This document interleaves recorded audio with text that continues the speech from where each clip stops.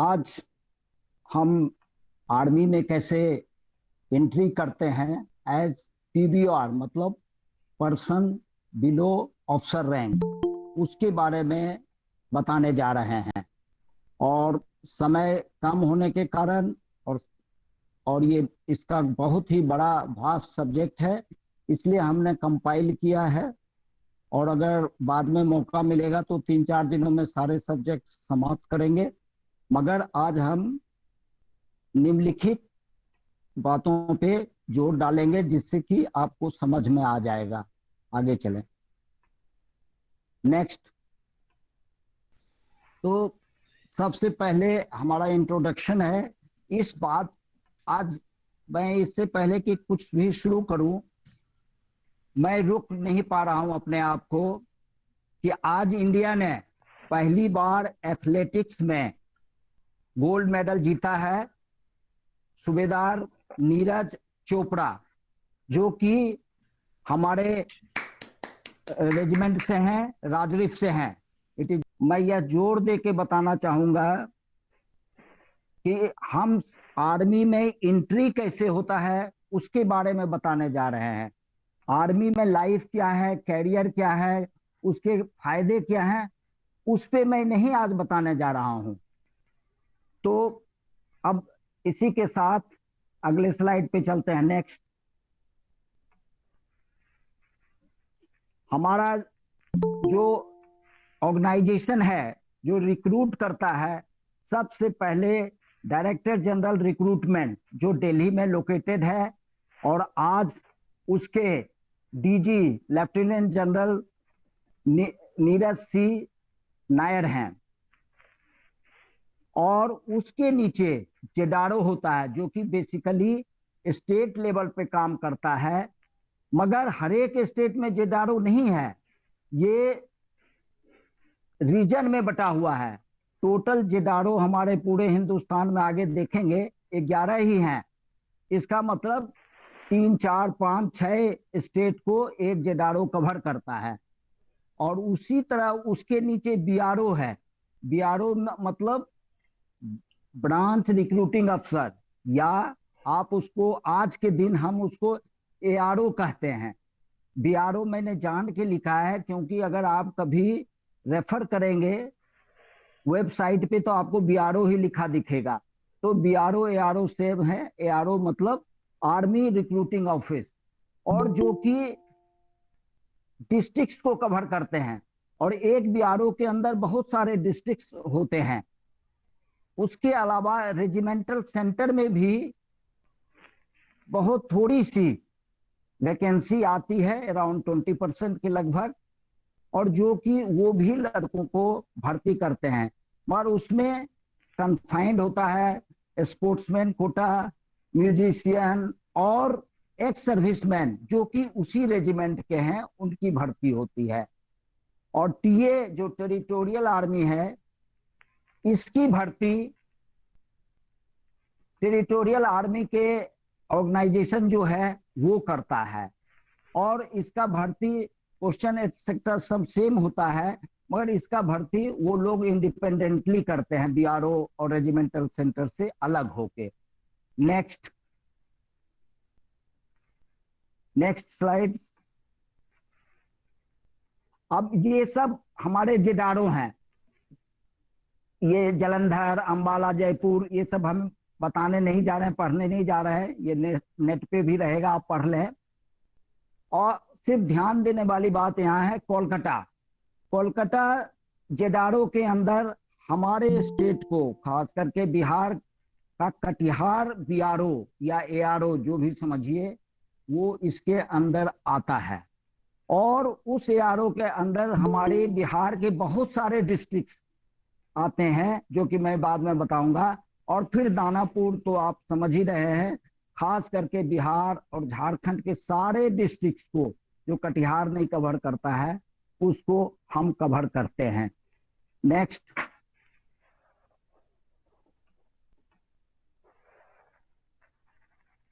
BRO जो दानापुर के अंदर है, ये बीआरओ है हमारे अंदर। बीआरओ मुजफ्फरपुर, बीआरओ गया, BRO Ranchi, and BRO Katihar. BRO Katihar, sorry, I stand corrected. This comes under BRO Kolkata. And of course, we have one headquarter BRO that is at Danapur only, which covers close by districts of Bihar. Ram Kumar Hindi हाँ sorry, okay okay. और जो Muzaffarpur BRO है उसके अंदर ये सारे districts हैं। मैं पढ़ के आपका टाइम नहीं बर्बाद करना चाहता हूँ, आप देख सकते हैं। Basically Muzaffarpur, Darbhanga, Madhubani, east and west Champaran, ये सब है। बीआरओ गया के, Aurangabad etcetera district, Nawada. BRO Ranchi के अंदर झारखंड की डिस्ट्रिक्ट हैं ज्यादातर। और बीआरओ कटिहार के अंदर सिर्फ मैं आपका अटेंशन ड्रॉ करना चाहूंगा कि उसके अंदर मुंगेर के वो नए डिस्ट्रिक्ट भी आते हैं, जैसे लखीसराय, शेखपुरा, बाकी Begusarai etcetera, this concerns our area also. और दानापुर जहां हेडक्वार्टर जेडारो है, वहीं पे एक बीआरओ भी होता है, एक एआरओ भी होता है, जो कवर करता है हमारे अलग अलग डिस्ट्रिक्ट को, जैसे पटना, आरा, बक्सर, इस सब को। तो ये सब आप वेब पे बाद में आराम से देख लीजिएगा। नेक्स्ट, अभी हमारे जो रिक्रूटमेंट पॉलिसी है उसमें फिजिकल स्टैंडर्ड जो होता है कि कितनी ऊंचाई होना चाहिए, कितनी लंबाई होना चाहिए, चेस्ट कितना होना चाहिए, तो वेट कितना होना चाहिए, इसके लिए हमारा पूरा हिंदुस्तान 6 जोन में, रीजन में बांटा हुआ है। तो वेस्टर्न हिमालयन रीजन है। वेस्टर्न हिमालयन रीजन आप सबको पता है कि इसमें कौन कौन आता है, जैसे JNK, हिमाचल प्रदेश, पंजाब के हिल्स आते हैं। उसी तरह ईस्टर्न हिमालयन रीजन है, जिसमें 7 सिस्टर्स जो हमारे असम के, अरुणाचल प्रदेश, मेघालय एक्सेट्रा। उसके बाद वेस्टर्न प्लेन्स।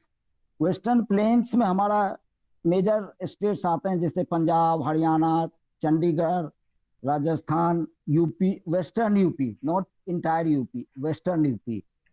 और उसके बाद है ईस्टर्न प्लेन। इस पे आपका मैं अटेंशन ड्रॉ करना चाहूंगा। इसमें हमारा आता है यूपी, बिहार, वेस्ट बंगाल, झारखंड और उड़ीसा। और इसी पे बेस्ड है हमारी हाइट का। आप कहीं पूछते हैं, आपके दिमाग में आता होगा कि कहीं 163 सेंटीमीटर का जवान होता है और कहीं 169 सेंटीमीटर का होता है। क्यों होता है? ये इस तरह रीजन पे बेस्ड है। कहीं 48 केजी का जवान होता है, कहीं 50 केजी का होता है। क्यों होता है? ये इस तरह रीजन पे बेस्ड है। और उसी तरह एजुकेशनल क्वालिफिकेशन भी रीजन पे इंफ्रास्ट्रक्चर एजुकेशन का देखते हुए बेस किया हुआ है। उसके बाद सेंट्रल रीजन में MP, छत्तीसगढ़, गुजरात, महाराष्ट्र, दादर नगर हवेली एक्सेट्रा हैं। और सदर्न रीजन सारे सदर्न स्टेट्स हैं, आंध्र प्रदेश, कर्नाटका, तमिलनाडु, केरला, गोवा और पौंडीचेरी। तो इस ढंग से रीजन बेस्ड हमारा फिजिकल मेजरमेंट के लिए है, जो कि आर्मी के लिए एक मस्ट है, बहुत जरूरी है। अगर उस क्राइटेरिया को आप मीट नहीं करेंगे तो आपका आर्मी में नहीं होगा, आप चाहे कुछ कर लीजिए। नेक्स्ट, अब आप देखें, देखने में आर्मी तो लगता है एक जैसा लगता है। सारा देखते हैं, बाहर के लोगों जिनको पता नहीं है वो समझते हैं कि आर्मी सिर्फ आर्मी है। ऐसा नहीं है। हमारे काम के मुताबिक, हमारी ड्यूटी के मुताबिक और हमारी जरूरत के मुताबिक हमारे एंट्री भी बदला हुआ है। हमारे काम के मुताबिक हम अलग अलग चीजों में बटे हुए हैं। तो जैसे, और उसी ढंग से हमारा टेस्ट लेकर एंट्री भी किया जाता है, जिससे कि हम उस काम के लिए बखूबी कर सकें, निभा सकें। और मतलब अंग्रेजी में कहावत है, we are not found wanting. तो उसी ढंग से तो सबसे पहला हमारा जो भर्ती है सोल्जर जीडी है, all arms and services. Soldier GD में मैक्सिमम वैकेंसी होती है, सबसे ज्यादा वैकेंसी इसी में होती है। और इसी में, और ये बेसिक हमारा सिलेक्शन सिस्टम भी है। अगर इस सिस्टम को आप समझ जाएंगे तो बाकी में थोड़ा सा डेविएशन होता है, आप अपने आप समझ जाएंगे। इसीलिए मैं आज जीडी के बारे में भी बताऊंगा आगे चल के। सोल्जर टेक्निकल, जो टेक्निकल आर्म्स हैं जैसे हमारे ईएमई, सिग्नल एक्सेट्रा, और आरटी यूनिट्स, उसमें भी टेक्निकल लोग ही लेते हैं। और उसके बाद है soldier clerks, एसकेटी, all arms and services. आज के दिन पहले सोल्जर जीडी भी होते थे, आज के दिन अब वो ऐसा कुछ नहीं है, सब सोल्जर एसडी कहलाते हैं, चाहे वो एससी के हो चाहे इन्फेंट्री को हो। उसके बाद हमारा नर्सिंग असिस्टेंट, मेडिकल कोर में नर्सिंग असिस्टेंट की जो भर्ती है उसी में से अच्छे, किसी को एक्सरे ऑपरेटर, किसी को ओटी ऑपरेटर, किसी को ईसीजी ऑपरेटर, हम सब बना देते हैं। और जो डेंटल कोड है they also draw from them only, और उसी सिलेक्शन सिस्टम में आते हैं। जो जैसा रहता है उसको एक सिस्टम के मुताबिक उनको डेंटल कोड में भेज दिया जाता है। पिछले कुछ साल से, एग्जैक्टली 2012 से फार्मासिस्ट की भी भर्ती होती है।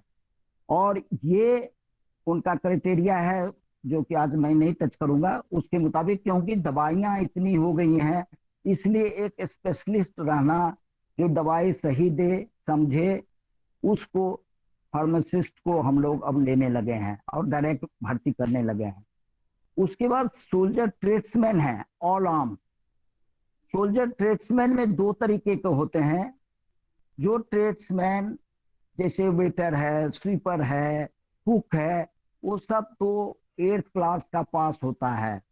मगर जो आगे दूसरे होते हैं वो 10th क्लास के होते हैं, जैसे आपके ड्राइवर हैं और भी ट्रेड्समैन इस ढंग का जो है उनको लेते हैं। उसी तरह सोल्जर जीडी ऑल आर्म्स है जो नॉन मैट्रिक है।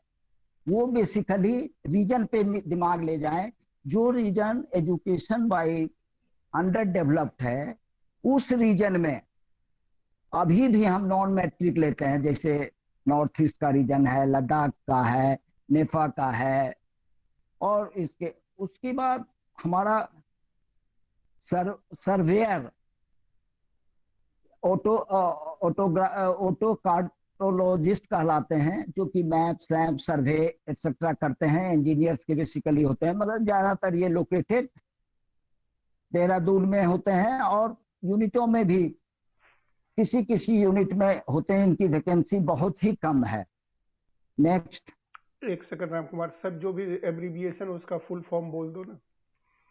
Surveyor, automated cartographer, automated GD, एसकेटी, ये दो का ना? हाँ, ऑटो कार्टोग्राफर, ऑटोमेटेड, ऑटो से ऑटोमेटेड कार्टोग्राफर, इंजीनियर्स के। अच्छा, जीडी मतलब जनरल ड्यूटी, एसकेटी मतलब store keeper technical. Store keeper technical. They are also like clerks only. They have computer knowledge, etc. But they handle your this thing. What is that called? They handle your stores, etc. Inventory. Sahil question inventory मतलब क्या चीज? All arms मतलब all arms कहने का मतलब जितने भी हमारे आर्म्स एंड सर्विसेज हैं, जैसे इन्फेंट्री है, आर्मर्ड है, आर्टिलरी है, सब में जीडी जाते हैं। ऑल आर्म्स हो गए ना, वो कहने जो भी हैं उसके ऑल आर्म्स होते हैं वो। साहिल फिर से इसके बारे में डिटेल में बात करेंगे एंड में। आर्म्स का मतलब क्या होता है? आर्म्स का मतलब जैसे आर्म्स उतना तो डिटेल अभी अगर बात करने लगे तो वो इटसेल्फ एक चैप्टर है। हमारे आर्म्स और सर्विसेज हैं फौज में, जो कि बेसिकली फौज समझ लीजिए इन मोटे तौर। आर्मी आगे चलते हैं, इसको अंत में फिर से समय मिलेगा तो डिस्कस करेंगे, अदरवाइज साहिल ठीक है। हमसे बात कर लेना, हम बता देंगे ऑल आर्म्स का मतलब क्या है। ठीक। Okay okay sir. Okay, next. वही कंटिन्यूएशन में है आरटीजेसीओ।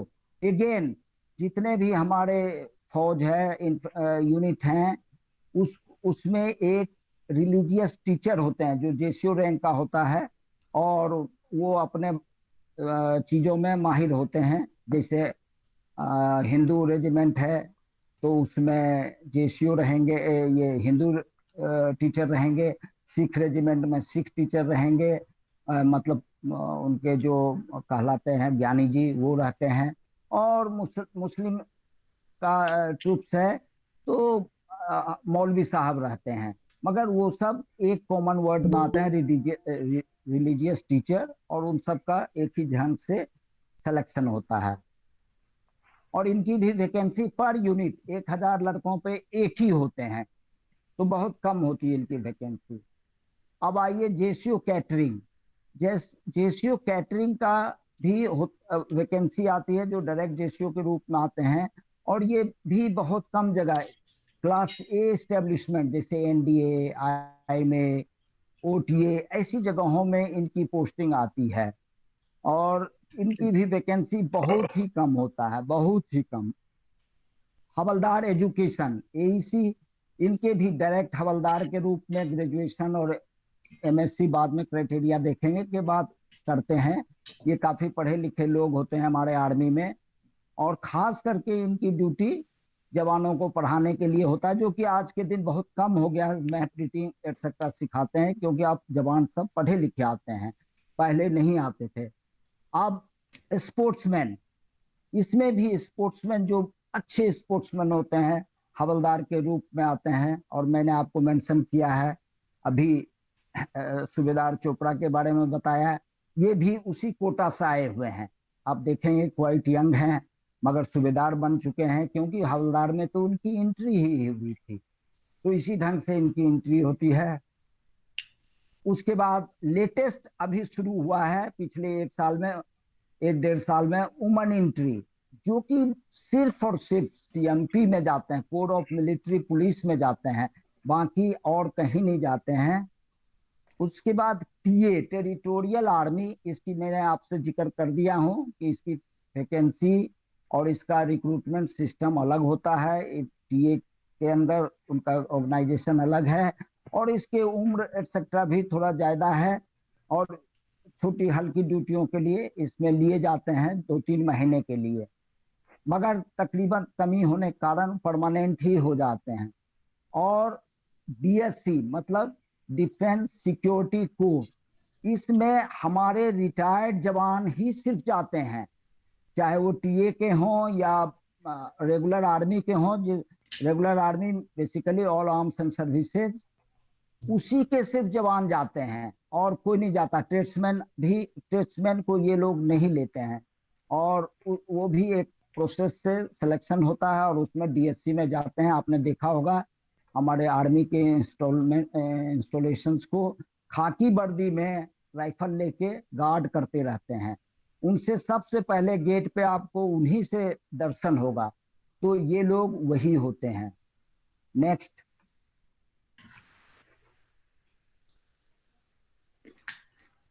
अब हमारे मतलब आर्मी में एंट्री करने के लिए क्या क्या स्टेप्स हैं, तो उस स्टेप्स को आप मोटे तौर से समझिए।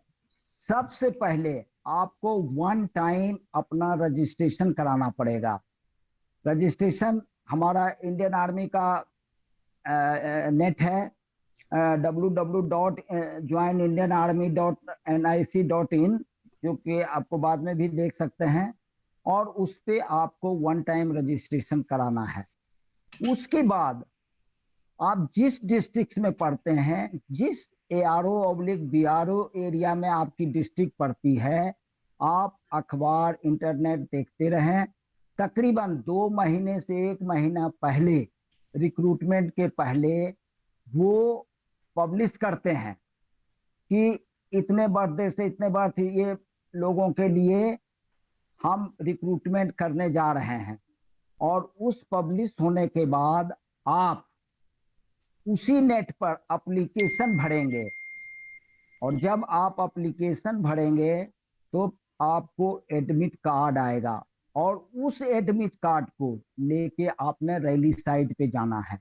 जो ही रैली साइट पे आप जाएंगे तो आपके सारे डॉक्यूमेंट्स चेक होंगे, जो कि डॉक्यूमेंट चेक बाद में भी कर सकते हैं, मगर डॉक्यूमेंट आपको लेके जाना है। क्या क्या डॉक्यूमेंट लेके जाना है वो मैं आगे बता रहा हूँ।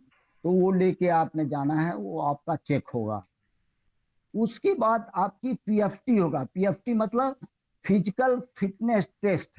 आप किसी भी एंट्री में जाइए, आर्मी का बेड रॉक है physical fitness, that is the minimum requirement. चाहे अफसर के रूप में जाइए, जेसीओ के रूप में जाइए, जवान हवलदार, किसी रूप में फिजिकल फिटनेस टेस्ट आपका होगा ही होगा, जिसमें 4 बेसिकली टेस्ट होते हैं जो आगे दिया हुआ है डिटेल में, मैं उस समय चर्चा। उसके बाद फिजिकल मेजरमेंट होगा। फिजिकल मेजरमेंट पीएफटी के बाद ही जनरली करते हैं, क्योंकि रैली में बहुत भीड़ होती है, उतना कर नहीं सकते, तो सिलेक्टेड लड़कों का सिर्फ करते हैं। और उसके बाद आपका मेडिकल एग्जामिनेशन होगा। उससे बेसिक रिक्वायरमेंट क्या है वो भी मैं आगे टच कर रहा हूं। नेक्स्ट।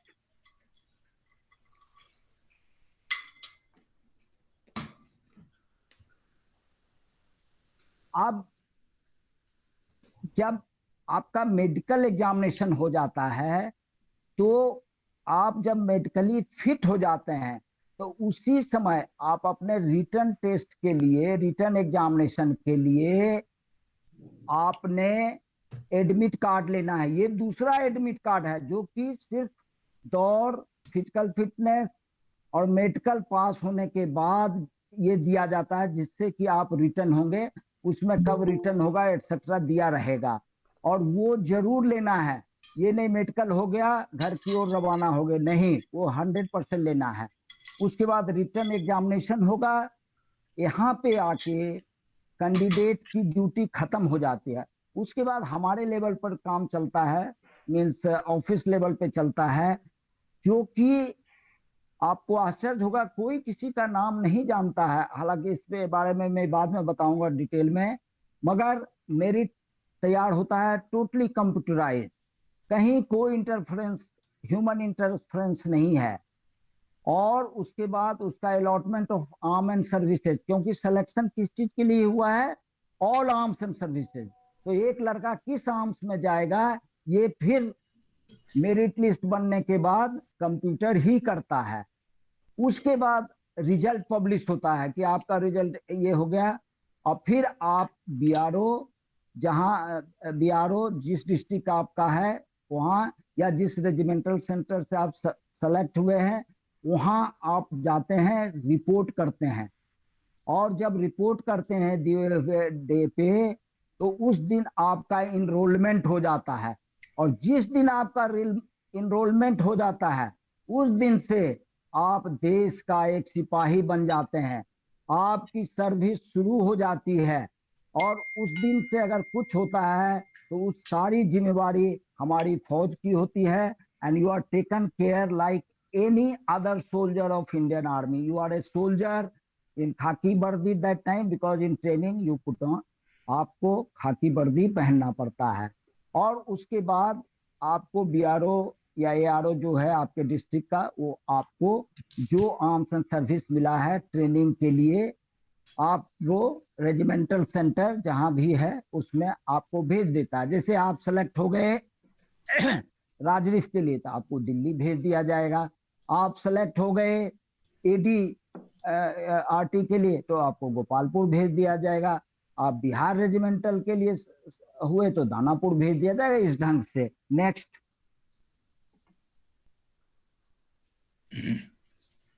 डॉक्यूमेंट्स जो है रैली साइट पे कैरी करने वाला, वो यहाँ लिस्टेड है। मैं सबको पढ़ के उतना सुनाने नहीं जा रहा हूं, क्योंकि आप बाद में पढ़ लीजिएगा।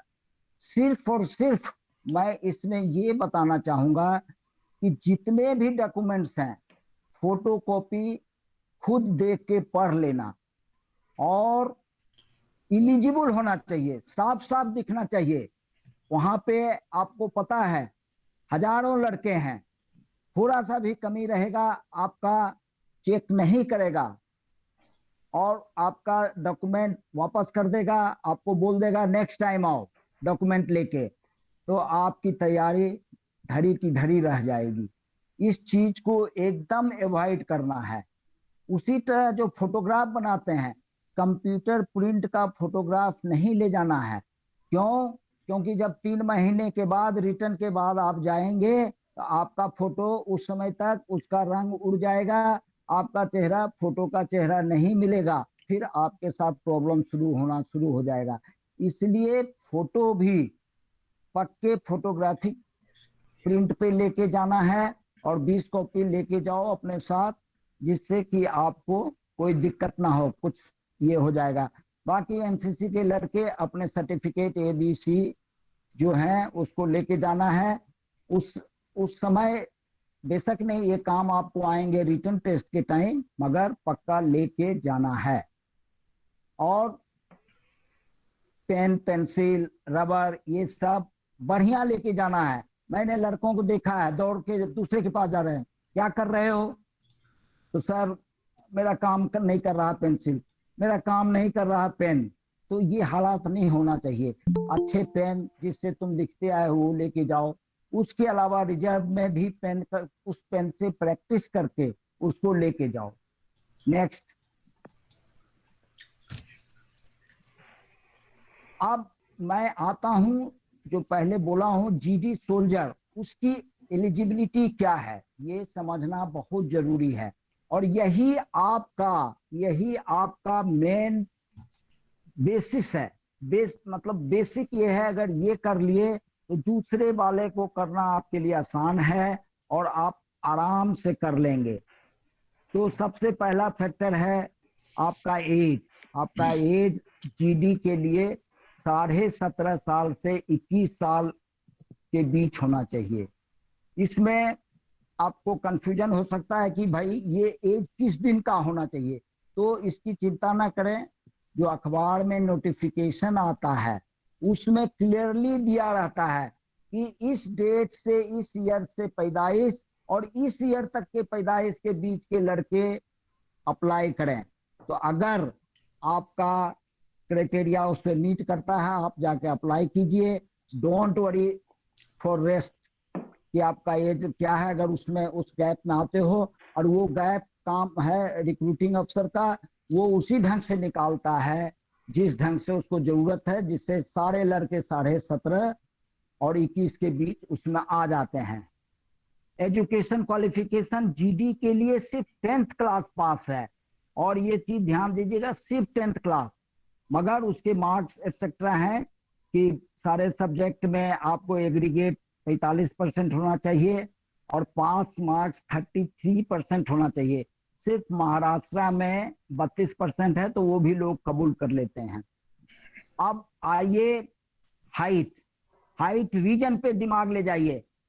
163 western Himalayan region, eastern Himalayan region, वो सब हम कबूल करते हैं। मगर हमारे जो ईस्टर्न प्लेन है जहां हमने आपको अभी बताया है, उसमें 169 सेंटीमीटर GD के लिए है। बाकी स्पेशलाइज्ड आर्म्स के लिए अलग हाइट है, वो थोड़ा ज्यादा भी है। जैसे CMP गार्ड्स में जाने के लिए ब्रिगेड ऑफ गार्ड्स बोलते हैं, मीडियम RT इस सब में जाने के लिए, तो वो सब अलग चीजें हैं। अगेन आपका वेट 48 kg प्लस 50 kg। मगर इसमें एकदम घबराने की बात नहीं है। अगर आप टफ हैं, मोटा नहीं है, पेट नहीं निकला हुआ है, प्लम्पी नहीं दिख रहे हो, तो 2-4-5 kg ऊपर नीचे तो नहीं मगर ऊपर कबूल कर लेते हैं।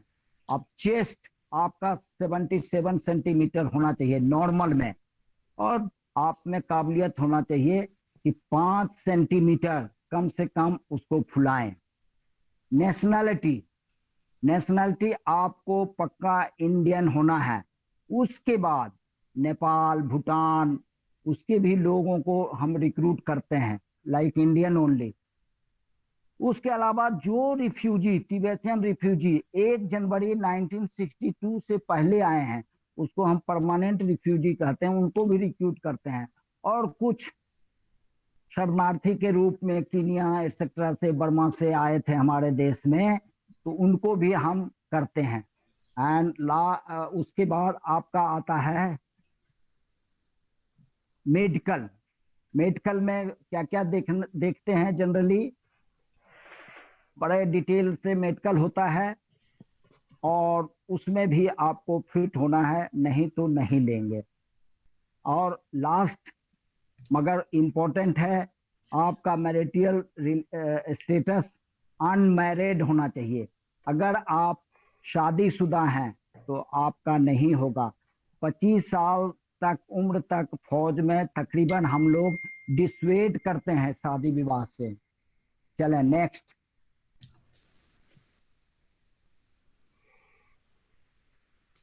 अब आपका जो मैंने बताया था स्टेप बाय, सबसे पहला है आपका वो सब रजिस्ट्रेशन एक्सेट्रा होने के बाद आपकी पीएफटी होगी। पीएफटी में 4 टेस्ट होता है। सबसे पहले 1600 मीटर या समझिए 1 माइल रन, जिसमें 5.5 मिनट तक आपको क्वालिफाई करना चाहिए, तब पूरे 60 के 60 मार्क्स मिल जाएंगे। और 5.31 से अगर क्वालिफाई करेंगे 45 तक, 15 सेकंड आगे, तो आपको 48 मार्क्स मिलेगा। उसी तरह पुलअप में, पुलअप के अलग अलग मार्क्स दिए हुए हैं, मैं उतना पढ़ के नहीं सुनाने जा रहा हूं, मगर मैक्सिमम 40 मार्क्स मिलेंगे अगर आप पूरे 10 पुलअप्स करते हैं तो। और पास के लिए कम से कम 6 करना पड़ेगा। उसके बाद 9 फीट डिच होता है, इसमें कोई मार्क्स नहीं है, मगर पास करना जरूरी है। और जिगजैग, जो कि उसको भी पास करना है, और अगर नहीं पास करेंगे तो आप रिजेक्ट हो जाएंगे, मगर मार्क्स नहीं मिलेगा। Next next. ये है आपके मेडिकल। आपका फिजिकल, जैसा मैं बताता रहा हूँ बीच बीच में, फिजिकल और मेंटल टोटल रोबस्टनेस होना चाहिए। चेस्ट का एक्सपेंशन 5 सेंटीमीटर कम से कम, 77 सेंटीमीटर। ये आपका कान सुनाई, नॉर्मल हियरिंग होना चाहिए, जैसे कोई भी नॉर्मल आदमी सुनता है। आप में कलर विजन नहीं होना चाहिए। मैं तजुर्बे से बोल सकता हूँ, बहुत लड़के आते हैं बड़े रोते हैं कि कलर विजन में सर हमको पूरा दिखता, छट गए। अब जरूरत है, कलर विजन नहीं होना चाहिए, खास करके रेड और ग्रीन वाला तो नहीं होना चाहिए आपको। और आपका विजन 6x6 हो, आपके बोन्स में कोई डिफॉर्मेलिटी नहीं हो, जैसे नौकनी नहीं होना चाहिए, बो एरो लेग्स नहीं होना चाहिए, फ्लैट फुट नहीं होना चाहिए, ये हाइड्रोसिल नहीं होना चाहिए, पाइल्स नहीं होना चाहिए, ये सब आपको देखेंगे। और एचआईवी टेस्ट वो गुप्त रूप से आपका किया जाता है। अगर आपका एचआईवी भी है तो आपका नहीं होगा। Next next.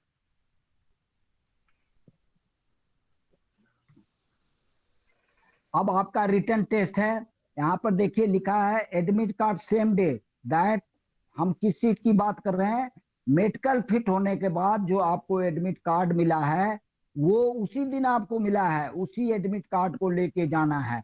और आपके 100 मार्क्स के रिटर्न होंगे, जिसमें लिखा जरूर है कि 33% पास मार्क है, मगर ये कुछ नहीं है, ये कंपटीशन है। 33% आप पास भी हो गए तो 0 लास्ट जाएंगे। और आपके सब्जेक्ट होंगे, 4 सब्जेक्ट होते हैं, बहुत एलिमेंट्री क्वेश्चंस होते हैं। General knowledge, general science, mathematics और लॉजिकल रीजनिंग। और ये आप सब जानते हैं एकदम माइनर क्वेश्चंस होते हैं। नेक्स्ट।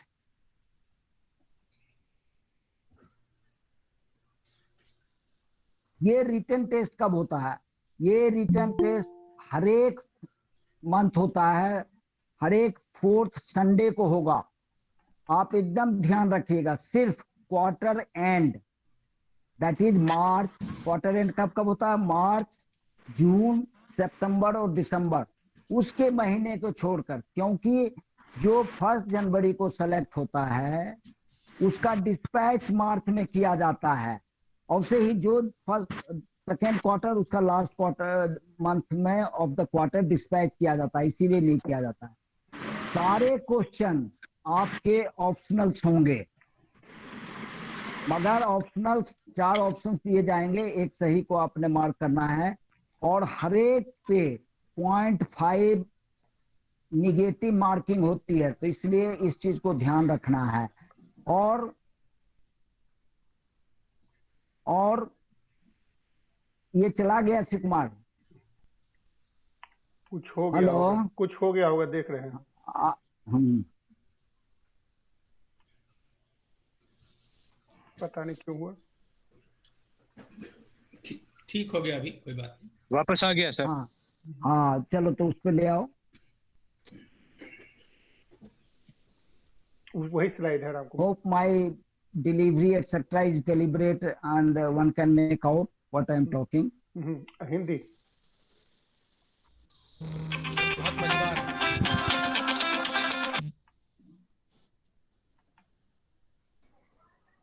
रामकुमार चलते रहो। सुनाई दे रहा है राम कुमार जी, सब अच्छा है?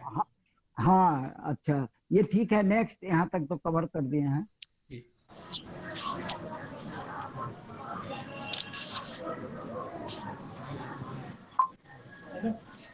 नहीं नहीं, इससे पहले चलो, पहले चलो, सॉरी, पहले चलो।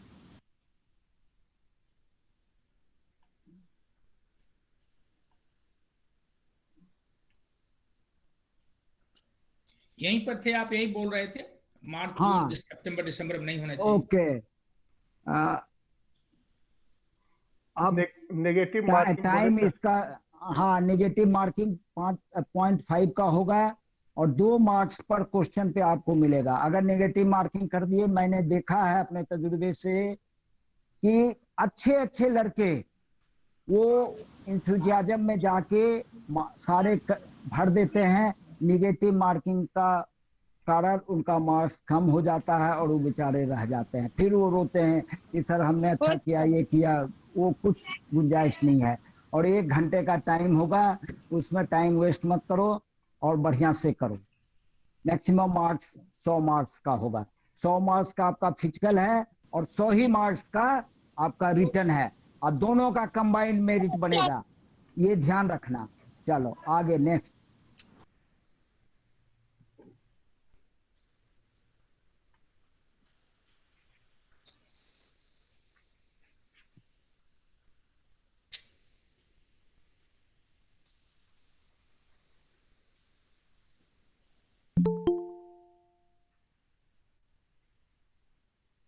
ये सारे सब्जेक्ट हैं जो मैंने आपको बता चुका हूं।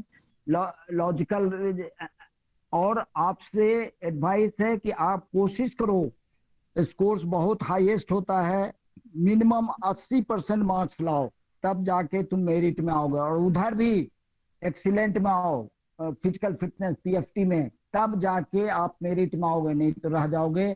और आपके जानकारी के लिए, जो सी सर्टिफिकेट होल्डर हैं बच्चे, उनको ये करने की जरूरत नहीं है, रिटर्न टेस्ट देने की जरूरत नहीं है। वो जाते हैं, अपनी हाजिरी जरूर लगाते हैं कि मैं आया हूँ रिटर्न टेस्ट देने के लिए, अपना सर्टिफिकेट देते हैं, और उनको 100 के 100 मार्क्स मिल जाता है। तो सोचो आप ऐसे ही पीछे हो जाते हो जो दूसरे लड़के हो। तो इस ढंग से आपको पूरा जोर लगाना है रिटर्न में, नहीं तो नहीं होगा। और सैंपल पेपर है सेम पे जो मैंने पहले बताया, जिस दिन का। हाँ, रामकुमार एक सेकंड, बाकी लोग सब म्यूट हो जाओ, अगर म्यूट नहीं होगे तो मैं निकाल दूंगा, इसलिए please keep yourself muted. Sorry Ramkumar, बोलो।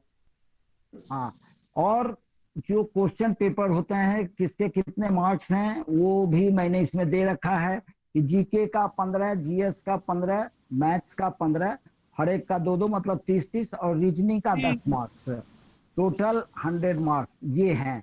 और सब कुछ एलिमेंट्री होता है। जब आप क्वेश्चन देखोगे, अगर आपने 7वां 8वां सीरियसली पढ़ाई की है, तो nobody can stop you from entering into army, nobody, that is the standard। बोलने का 10th क्लास, मगर वही है असली। नेक्स्ट। एक सेकंड रुको राम कुमार, मैं पहले इसको निकालता हूँ, ये म्यूट नहीं करना चाह रहा है। Next.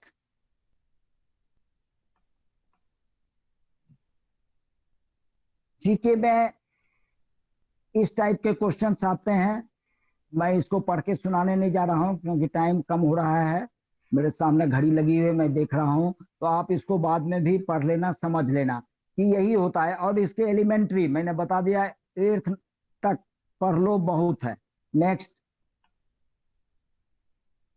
Same thing general science में ये चीजें कवर होगा, सब लिखा हुआ है, physics, chemistry, biology, medical scientific terms etcetera.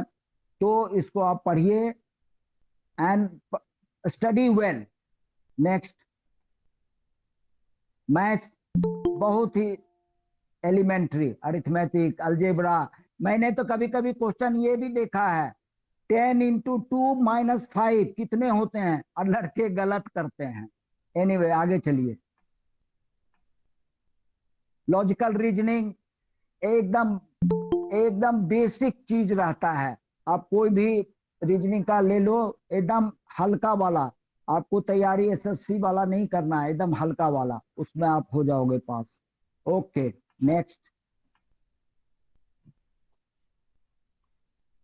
इससे पहले कि मैं अपना लेक्चर समाप्त करूं, सबसे कुछ इंपॉर्टेंट एडवाइस है जो मैं अपने तजुर्बे से ये कर रहा हूं, आप सबसे शेयर कर रहा हूं। अवॉइड थॉट्स, आपके गांव में मोहल्ले में कहानियां सुनोगे, ये सुनोगे, आपको बहकाने के लिए आएंगे, उन सब पे कुछ ध्यान नहीं देना है। मेरे पास लड़के आते थे कि सर हमारी को भर्ती करा दो, मैं उनको एक लफ्ज में बोलता था, बेटा इस धरती पे और आसमान के नीचे अगर भर्ती में तुमको कोई मदद कर सकता है तो वो तुम खुद हो, तुम खुद और खुद हो, दूसरा कोई नहीं कर सकता। अगर मैं भी टेस्ट ले रहा हूं, मेरा बेटा मेरे सामने आ जाएगा, वो फेल हो जाएगा, क्योंकि मुझे पता ही नहीं है कि किसको क्या मार्क्स दे रहे हैं। सब कुछ कंप्यूटराइज्ड है, सब कुछ कोडेड है, और डिकोड कोई नहीं कर सकता, कोई ह्यूमन इंटरफेरेंस नहीं, इसलिए ये सबको अवॉइड करो। र्यूमर प्रोपेगेंडा में मत फंसो, आपको बेवकूफ बनाने वाले, ठगने वाले बहुत मिलेंगे। और जिस दिन एग्जामिनेशन है उससे 2 दिन पहले रेस्ट करो, कहते हैं ना rest before the test is the best, तो रेस्ट करो, अपने में क्रैम्प नहीं आए, ये नहीं आए। और पीएफटी के लिए पूरी तैयारी करनी है, खास करके वो लड़के जो रिटर्न में कमजोर हैं, पूरे 100 मार्क्स लाओ, बीम्स और दौड़ में 5:30 सेकेंड से पहले आ जाओ, 5 ही मिनट में आ जाओ, जिससे कि आपको 100 के 100 मार्क्स मिले और आप पूरा पास हो जाओ, मेरिट में आगे निकलो। रिटर्न के लिए पूरी पढ़ाई करनी है। जब आप एक बार मेडिकल क्वालिफाई हो जाते हो, रिटर्न की पूरी तैयारी करो। मैं तो यहां तक कहूंगा ट्यूशन लो, कहीं कोई पढ़ा रहा है तो जाके पढ़ो, कोई हार्म नहीं है। इट इज ए कंपटीशन, जो इसमें कंपटीशन में कोई सेकेंड रैंकिंग नहीं होता, आपको आना है बस। और सिस्टम में विश्वास रखो, कहीं भाग दौड़ करने की जरूरत नहीं है। मैं इस सिस्टम में रहा हूं, 5 इंडिपेंडेंट अफसर्स के बोर्ड होते हैं, जिनको खुद नहीं मालूम होता है कि मेरे को कल जाके भर्ती करना है, और वो आके करते हैं अलग अलग। रिटर्न टेस्ट कोई लेता है, फिजिकल टेस्ट कोई लेता है, क्वेश्चन पेपर कोई प्रिंट करता है, तो इस ढंग से मेरिट कोई बनाता है। सब कुछ किसी को पता नहीं है कौन क्या कर रहा है, तो कोई आपको पास नहीं करा सकता। इसलिए सिस्टम में ट्रस्ट करो, आपका ये हो जाएगा। और सबसे बड़ा चीज है, अपने आप में भरोसा रखो। अगर अपने आप में भरोसा होगा तो चोपड़ा की तरह तुम भी गोल्ड मेडल लाओगे, और अपने आप में भरोसा नहीं होगा तो एक हारे हुए लड़के की तरह घूम घूम कर सिर्फ रिक्रूटमेंट की शिकायत करोगे। क्योंकि भर्ती के लिए 1 लाख लड़के आते हैं, वैकेंसी होती है 2000 3000, तो 97,000 लोग कहते हैं कि कुछ गड़बड़ हो रहा है, ऐसी बात नहीं है, कहीं कोई गड़बड़ नहीं हो रहा। मैं गारंटी के साथ कहता हूँ, मैं सिस्टम से बहुत जुड़ा रहा हूँ, इसलिए मैं बोलता हूँ। और अपने आप को फिजिकली और मेंटली भी पूरी तैयारी करो मेडिकल के लिए। पुराने रिटायर्ड कोई अफसर डॉक्टर कहीं प्रैक्टिस कर रहे हैं, उनसे जाके मिलो, उनसे दिखाओ, कहो मुझे फौजी तरीके से चेक करो, और वो कुछ कमियां करते हैं उसको दूर कर लो। लास्ट में आप रिव्यू में जाओगे, डॉक्टर को बोलोगे मैं ऑपरेशन करा लूंगा सर, हाइड्रोसिल है, सर्जरी करा लूंगा सर, पाइल्स है, वो नहीं सुनेंगे, आपको रिजेक्ट कर देंगे, आपका समय बर्बाद होगा, आपका उम्र समाप्त हो जाएगा। तो इस चीज को समझो। Okay, next. अभी ये 2 मिनट में कट जाएगा लिंक, तो मैं हाँ दूसरा लिंक चैट विंडो में डाल दिया हूँ और स्क्रीन पे हाँ भी दिखा देता हूँ। तो आप दूसरा लिंक चैट विंडो से नोट कर लो, उस पे ज्वाइन करेंगे, ये खत्म होगा तो ये तो अभी खत्म हो ही गया मेरा लेक्चर। चलो हाँ, ओके, अब नेक्स्ट। एक्स राम कुमार। हाँ, नेक्स्ट। इस पे मैं डाल रहा हूँ, लिंक फिर से डाल रहा हूँ ताकि सब लोग देख सकें। एक्स राम कुमार, ये लिंक है, इस पे अभी आना है, इसके बाद अभी हम बोलते रहो राम कुमार, ये खत्म होगा तब। हाँ, ओके, तो ये तुम मेरे को ये डाल देना मेरे व्हाट्सएप पे, जो दबा के आ जाऊं। हाँ, और उसके बाद पूरी तैयारी में सैंपल पेपर को पूरा प्रैक्टिस करो। लास्ट में कंक्लूजन में मैं यही बताऊंगा कि तुम खुद ही पास हो सकते हो, बाकी कोई मदद नहीं करेगा, किसी के चक्कर में मत पड़ो। और आर्मी बहुत ही अच्छा करियर है। हमारे राजरीफ की भाषा में बोलते हैं कि 15 साल की रोटी, 15 साल की नौकरी, जीवन भर की रोटी, आपके और आपके परिवार के लिए सबकी देख रेख करता है। और आज के दिन पूरे हिंदुस्तान में सिर्फ और सिर्फ हम फौजियों को ही पेंशन मिलते हैं, हम फौजियों को ही अपने माँ बाप ये वो सब की देख रेख करने हैं। और बहुत सारी चीजें हैं, कभी कैरियर पे बात करेंगे तो आपको बताएंगे। और उसकी एक किताब मिलती है, Indian army soldier GD sample papers, ये तकरीबन 220 रुपए का है, इसको भी खरीदो। मैं कोई एडवर्टीजमेंट एजेंट नहीं हूँ, मगर आपकी भी। सर, बच्चों के बेनिफिट के लिए ये पूछना चाह रहे थे कि इस लेवल ऑफ रिक्रूटमेंट में स्टार्टिंग पे क्या होती है?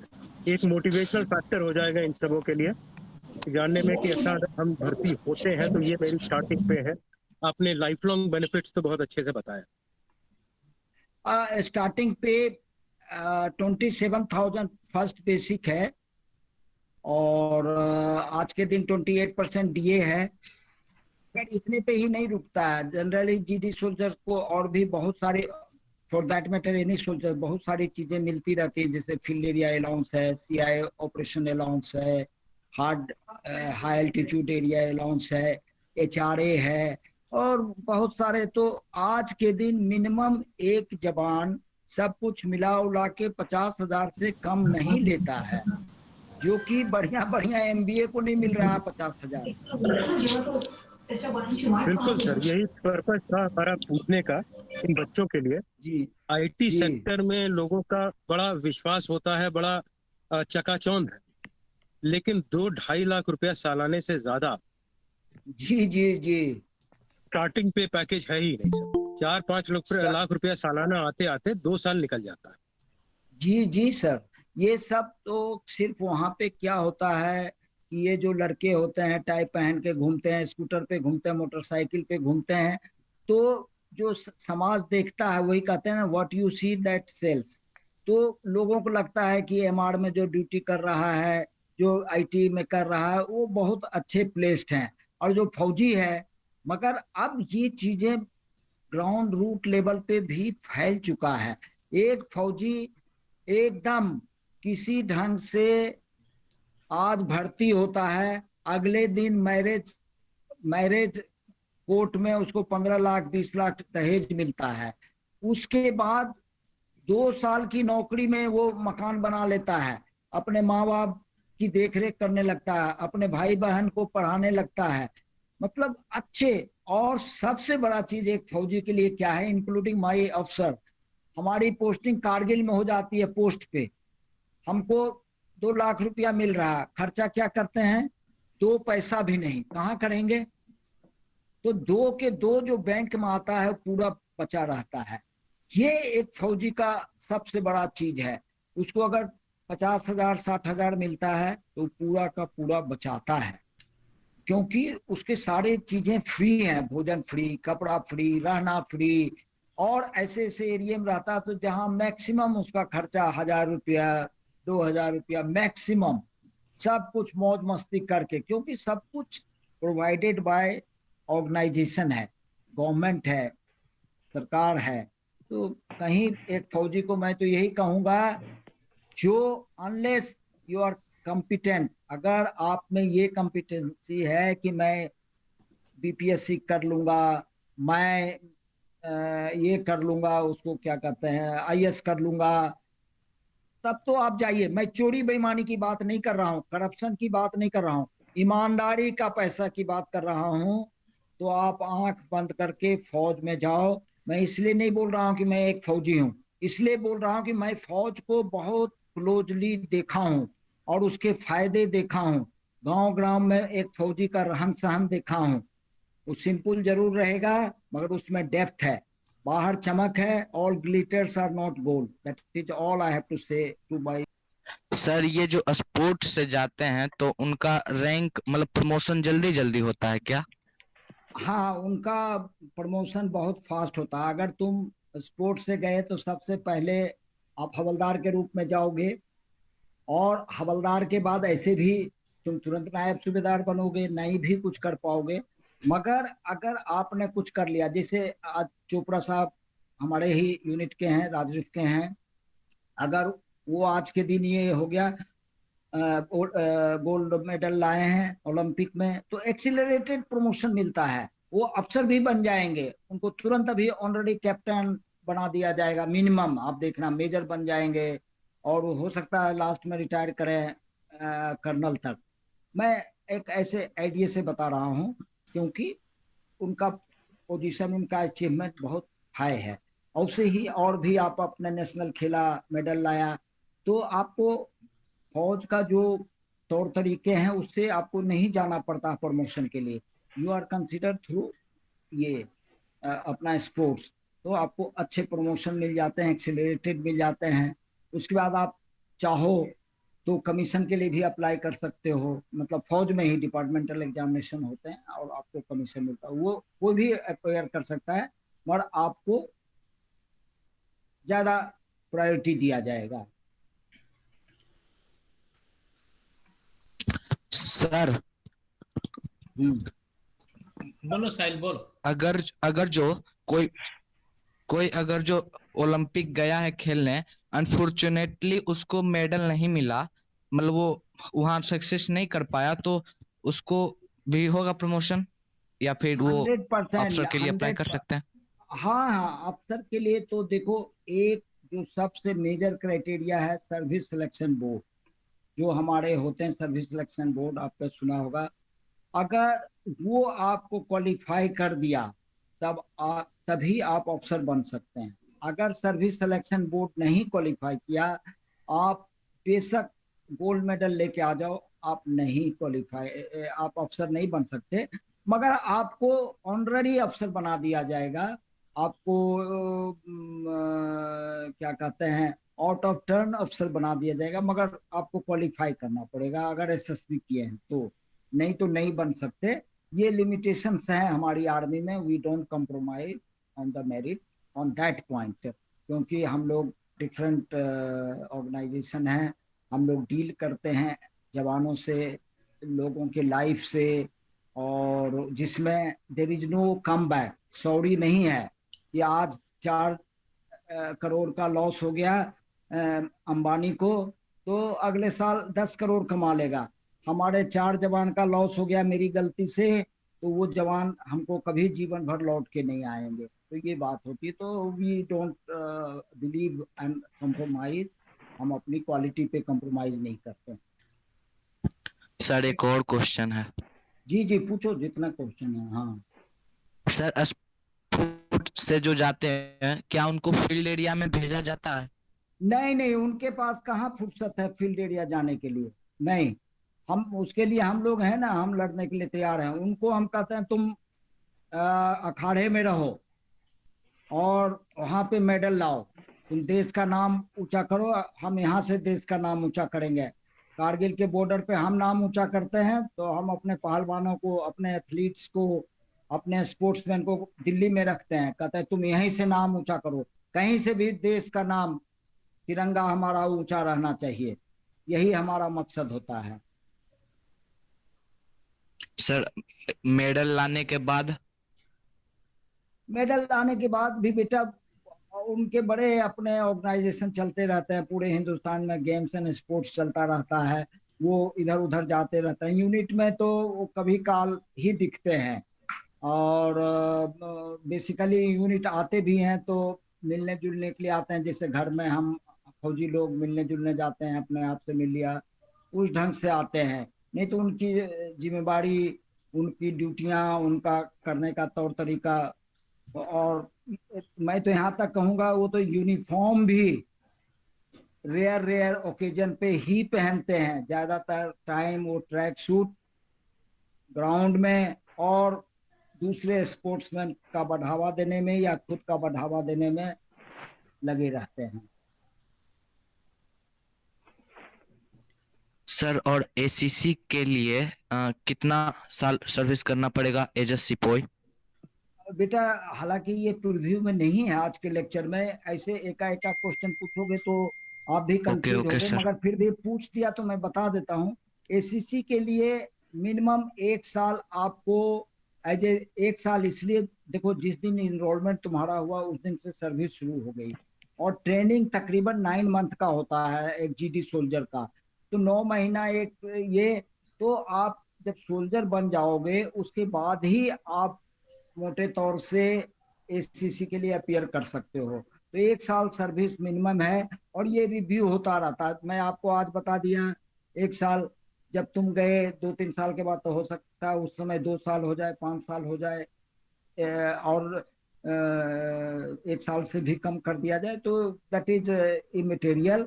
आप जाओ तैयार, आप अगर बोलोगे यूनिट पहुंचने के बाद कि सर मैं एसएससी मटेरियल हूँ, आपका टेस्ट होगा, सही में देखा जाएगा, तो आपको उसी दिन से मौका दे देते हैं कि इसको पढ़ाओ, इसको बढ़ाओ, अफसर्स बनाओ। वो सब हम लोग जो अफसर्स होते हैं वो हमारी जिम्मेदारी होती है। और बताओ। सर एक और क्वेश्चन था। हम्म सर रेजिमेंट कैसे चूज करते हैं?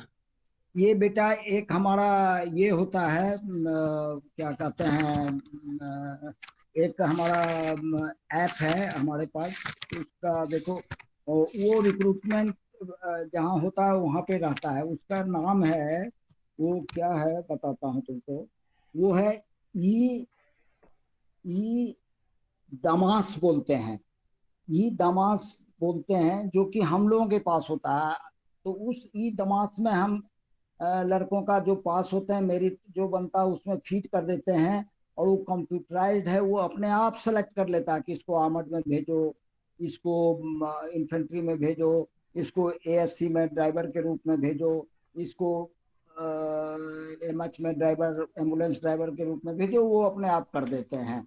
और जिससे कि हर एक तबके का लोग हर एक जगह जाते हैं। ये नहीं कि बेस्ट जो 200 मार्क्स लेके आया है, जो 90% लेके आया है, वो सब इन्फेंट्री चले गए, और जो 60% लाए हैं वो सब आर्मर में चले गए। नहीं, सब मिक्स्ड होता है, वो अपना उनका तरीका है।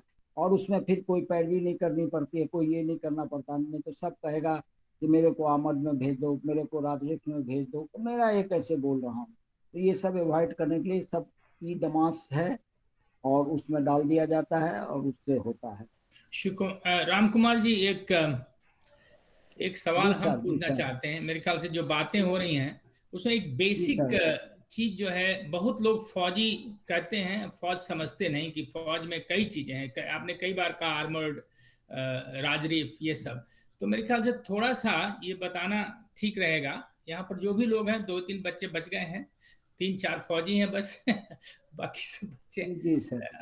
ये जो आर्म्ड जो जो सर्विसेज हैं वो कौन कौन से हैं और क्या क्या वो करते हैं, जैसे आर्मर्ड क्या करती है, आर्टिलरी क्या करती है, इन्फेंट्री क्या करती है, इस तरीके की चीजें जरा सा उस पर बता दीजिए ताकि सबको पता चल जाए कि फौज एक जैसी नहीं है, बहुत सी चीजें, सारे सर्विसेज उसमें है, मेडिकल, ईएमई, सिग्नल्स, कम्युनिकेशन, सारी चीजें हैं।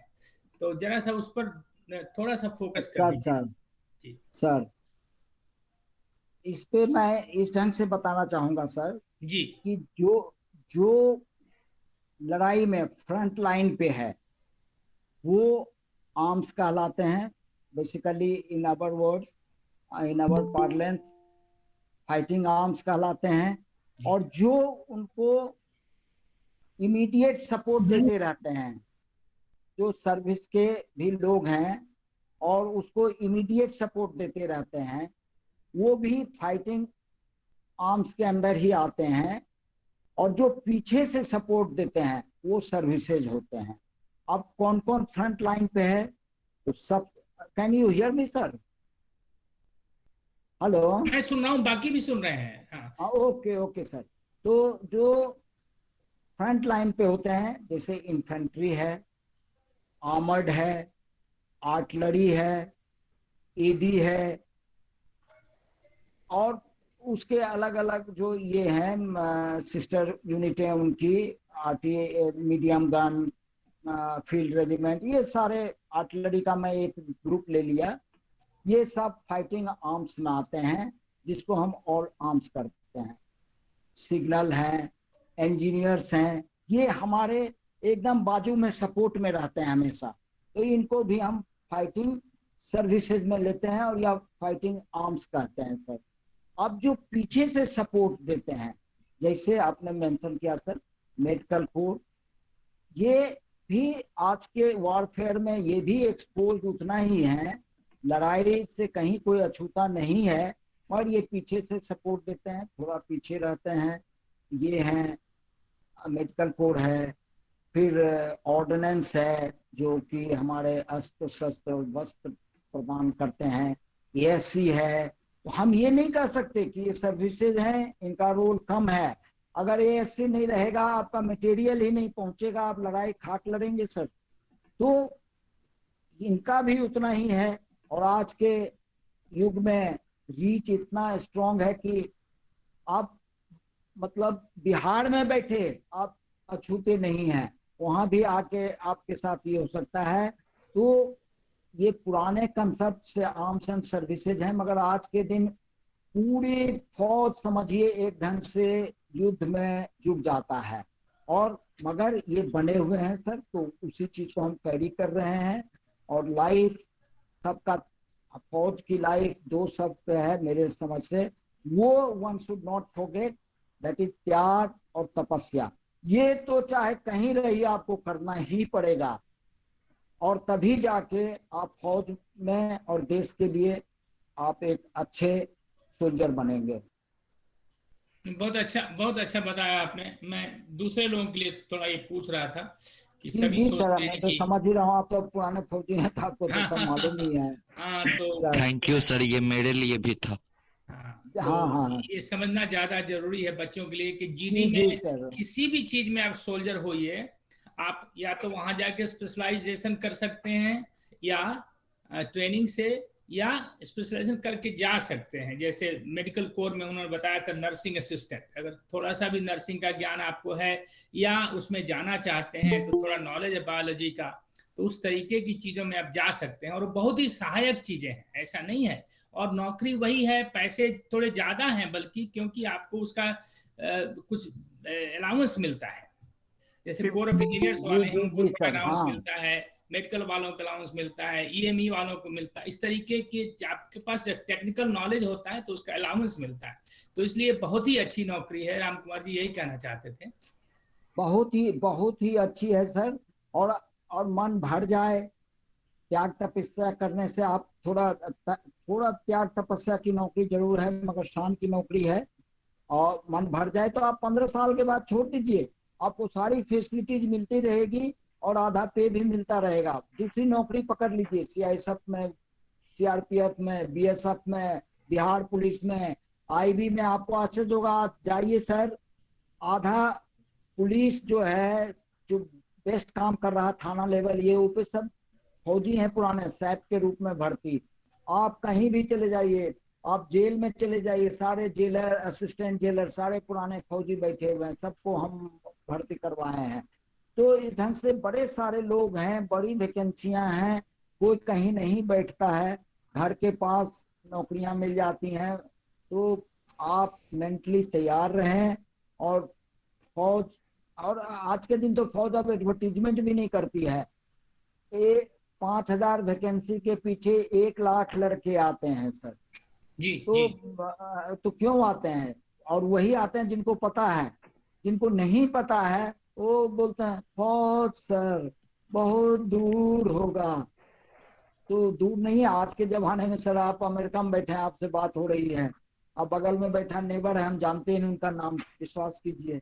तो आप पास हैं कि वो पास हैं? जैसे गोरखा रेजिमेंट भी है और गोरखा राइफल्स भी है, तो यहाँ पे राइफल्स और रेजिमेंट में क्या डिफरेंस है? नहीं देखो बेटा, ऐसा होता है, रेजिमेंट जो शब्द सुनते हो वो रेजिमेंट होता है, एक ग्रुप ऑफ लोगों को हम रेजिमेंट बोलते हैं। जैसे राजरीफ रेजिमेंट, उसमें आज के दिन 22 यूनिट्स हैं, 23 यूनिट्स हैं। बिहार रेजिमेंट, उसके अंदर 25 यूनिट्स हैं। मैं एक ऐसे दे रहा हूँ, मैं पूरा चीज सही में बोल भी नहीं सकता जानते हुए भी। तो कुछ सिक्रेसी हमको मेंटेन करना पड़ता है। तो इस ढंग से यूनिट होता है। तो एक यूनिट के ग्रुप का को हम रेजिमेंट बोलते हैं। आर्टिलरी रेजिमेंट होता है, आर्टिलरी यूनिट नहीं होती, आर्टिलरी को हम रेजिमेंट के रूप में बुलाते हैं। तो इस ढंग से ये होता है। आर्मर्ड रेजिमेंट होता है, उनके एक एक यूनिट को रेजिमेंट बोलते हैं। तो मगर रामकुमार प्रश्न है, गोरखा रेजिमेंट और गोरखा राइफल में क्या अंतर है? वो फोकस करा राइफल और रेजिमेंट। वही कह रहे हैं। तो जो गोरखा राइफल्स हैं वो यूनिट हो गई उनकी, और वो जिस रेजिमेंट के अंदर आते हैं वो रेजिमेंट उनका हो गया। अब जैसे फर्स्ट 4GR, तो चौथी गोरखा रेजिमेंट का पहला गोरखा राइफल बटालियन हुआ। ऐसे ये समझो, राइफल जैसे कुछ यूनिटों को अंग्रेजों ने राइफल दे दिया था, उनको नाम इन्फेंट्री के रूप में। जैसे हमारा राजपुताना राइफल्स कहलाता है, तो 14 राजरीफ राजपुताना रेजिमेंट के 14वीं राइफल बटालियन है। मगर आज के दिन ये सब नाम है, पुराना चल रहा है, रोल में कोई अंतर नहीं है। सर आप कौन सा रेजिमेंट से हैं? हम उसी रेजिमेंट का है जिसका आज गोल्ड मेडल जीता है ओलंपिक में। और वो कौन है, नाम तुम बताओ।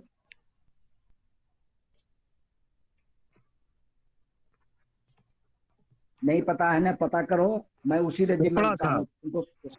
हाँ चोपड़ा साहब। किस रेजिमेंट के हैं? हमने शुरू में बोला था, वो राजपुताना राइफल्स उस रेजिमेंट के हैं। मैं उसी रेजिमेंट का हूँ। नीरज चोपड़ा। हाँ नीरज चोपड़ा, सूबेदार नीरज चोपड़ा, राजपुताना राइफल्स, जो कि दिल्ली में जिसका हेडक्वार्टर है। जैसे बिहार रेजिमेंटल सेंटर का दानापुर में है, उससे हमारा सेंटर दिल्ली में है, और मैं उसी रेजिमेंट का हूँ।